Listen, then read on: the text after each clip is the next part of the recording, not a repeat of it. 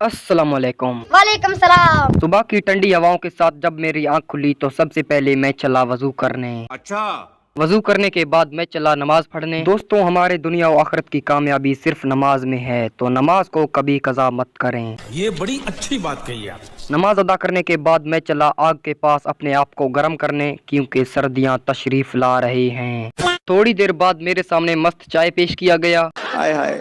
मस्त चाय पीने और मुंह धोने के बाद जब मैं घर से बाहर निकला तो बादशाह, बाबू भाई और छोटा डॉन जा रहे थे स्कूल की तरफ। ठीक है। आप भी यही सोच रहे होंगे कि बाकी लोग स्कूल गए लेकिन मैं क्यों नहीं गया। तो मैं आपको बताता चलूं कि मैं स्कूल इसलिए नहीं गया क्योंकि मेरा दिल नहीं चाह रहा था। नहीं, झूठ बोल रहा है भाई, ऐसा कुछ नहीं है, मैं वैसे मजाक कर रहा था। असल बात यह है कि बाकी स्कूलों में सिर्फ इतवार के दिन छुट्टी होता है और हमारे स्कूल में हफ्ते के दिन भी छुट्टी होता है और इतवार के दिन भी, और आज हफ्ता है इसीलिए मैं स्कूल नहीं गया। अच्छा।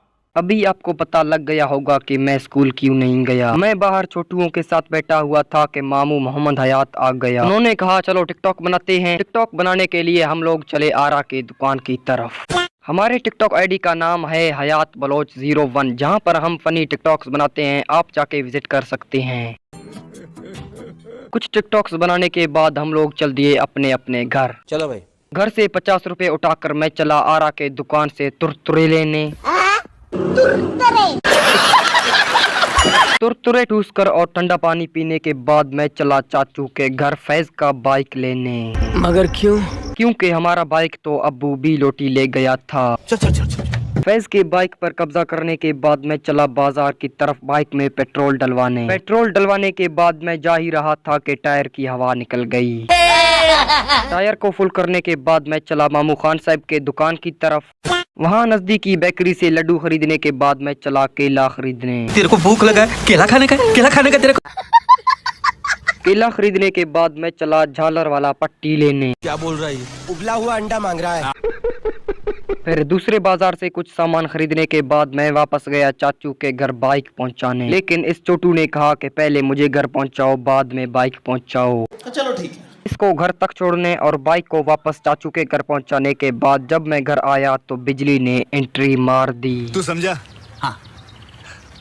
नहीं, तू समझा नहीं। पता नहीं आप किस बिजली के बारे में सोच रहे हैं, लेकिन मैं तो लाइट्स की बात कर रहा था।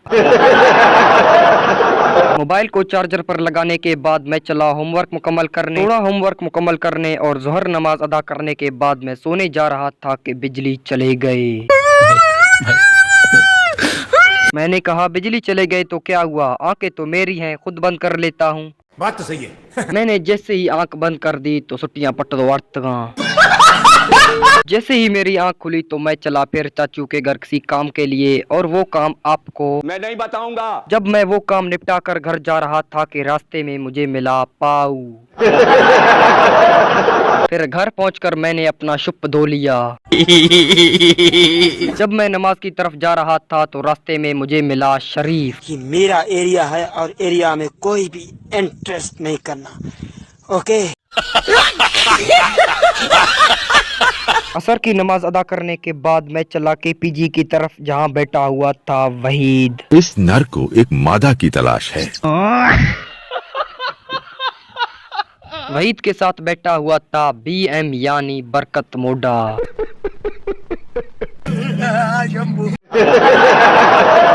अंकल ये कौन है? ये शबनम का आशिक है।